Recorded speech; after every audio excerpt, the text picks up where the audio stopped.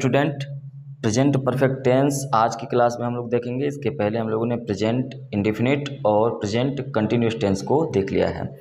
आज की क्लास में सबसे पहले हम लोग प्रेजेंट परफेक्ट में सबसे पहले हम लोग इसके एक्टिव स्ट्रक्चर पे यदि हम फोकस करें तो आप देखेंगे सबसे पहले सब्जेक्ट होता है और इसी सब्जेक्ट के अकॉर्डिंग यहाँ पे हैज और हैव को हेल्पिंग वर्ब के रूप में लिखा जाता है।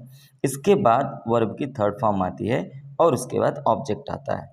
इसके पैसिव वॉइस के स्ट्रक्चर में देखें तो ये जो ऑब्जेक्ट है यहाँ पर ये आ जाता है सबसे पहले। तो सबसे पहले इस ऑब्जेक्ट को लिख दिया जाता है और इसी ऑब्जेक्ट के अकॉर्डिंग हैज या हैव का यूज किया जाता है। यदि सिंगुलर होगा तो हैज और प्लूरल होगा तो हैव।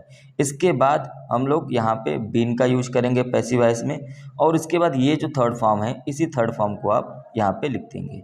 इस तरीके से ये क्या बन जाएगा, पैसिव फॉर्म बन जाएगा।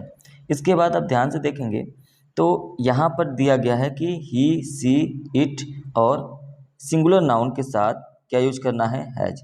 ही सी इट और सिंगुलर नाउन के साथ आप हैज का यूज करेंगे। आई वी यू दे और प्लूरल नाउन्स के साथ आप हैव का यूज करेंगे। सिंपल सा चीज़ है, जब आपका सब्जेक्ट जो है वो सिंगुलर होगा तो आप यूज करेंगे हैज का और जब आपका सब्जेक्ट प्लूरल होगा तो आप यूज करेंगे हैव का। ठीक है, तो आपको एक्टिव स्ट्रक्चर और पैसिव स्ट्रक्चर दोनों समझ में आ गए होंगे। जब भी निगेटिव सेंटेंस बनाना होगा तो आप हेल्पिंग वर्ब के बाद मतलब हैज या हैव और इसके बाद आप नॉट का यूज करेंगे और उसके बाद फिर आपका वर्ब की थर्ड फॉर्म आएगा। उसी तरीके से यदि आपको इंट्रोगेटिव यूज करना है तो सब्जेक्ट के पहले क्या यूज करेंगे, हेल्पिंग वर्ब का यूज करेंगे और यहाँ पे हेल्पिंग वर्ब क्या आएगा, हैज या हैव आएगा और यहाँ पे जो थर्ड फॉर्म आएगा ये सब्जेक्ट के बाद आएगा। इसी स्ट्रक्चर के अकॉर्डिंग हम लोग यहाँ पे कुछ एग्जांपल्स को देखते हैं। I have lost my pen, I have lost my pen. I आपका सब्जेक्ट है, सब्जेक्ट के अकॉर्डिंग आई के अकॉर्डिंग देखिए यहाँ पे आई है तो हैव का यूज करना है। तो आई के साथ क्या यूज हुआ है, हैव और उसके बाद थर्ड फॉर्म लॉस्ट का यूज हुआ है, I have lost my pen. उसी तरीके से नेगेटिव सेंटेंस में देखिए हैज के बाद नॉट का यूज हुआ है और वर्ब की थर्ड फॉर्म। इंट्रोगेटिव सेंटेंस में ये आपका सब्जेक्ट हो गया, सब्जेक्ट के पहले आपका हेल्पिंग वर्ब यूज हुआ है हैव, तो दे के साथ आपको हैव का यूज करना है। तो यहाँ पे कुछ इंपॉर्टेंट वर्ड्स दिए गए हैं, इन वर्ड्स को ध्यान से देखिए। यहाँ पे दिया गया है yet, as yet, so far, ever since, already, just, just now, presently, once, twice, thrice. इस तरीके से जो वर्ड्स होते हैं ये यदि किसी सेंटेंस में आ जाते हैं तो वो सेंटेंस आप समझ जाइए कि वो प्रेजेंट परफेक्ट टेंस में होगा। किस में होगा, प्रेजेंट परफेक्ट टेंस में। यहाँ पर आपको एक बात याद रखना कि ये जनरली यूज के लिए होता है ना, स्पेसिफिक यूज के लिए नहीं। यदि आप जनरली आपको ये वर्ड कहीं भी सेंटेंस में दिख जा रहे हैं तो आप ये समझिए कि यहाँ पर प्रेजेंट परफेक्ट टेंस होने वाला है। To denote an action which has just been completed, एक ऐसा एक्शन हो जो एक्शन कंप्लीट हो चुका हो, उस एक्शन को शो करने के लिए, उस एक्शन को दिखाने के लिए हम लोग प्रेजेंट परफेक्ट टेंस का यूज करते हैं। क्लियर है। सेकंड थिंग ये है कि टू एक्सप्रेस एन एक्शन, ऐसा action having taken place in the past, past में कंप्लीट हो गया हो, and continuing in the present, और उस एक्शन का जो इफेक्ट है, जो प्रभाव है वो कंटिन्यू हो किस में, प्रेजेंट टाइम में, तो भी हम लोग प्रेजेंट परफेक्ट टेंस का यूज करते हैं। क्लियर है।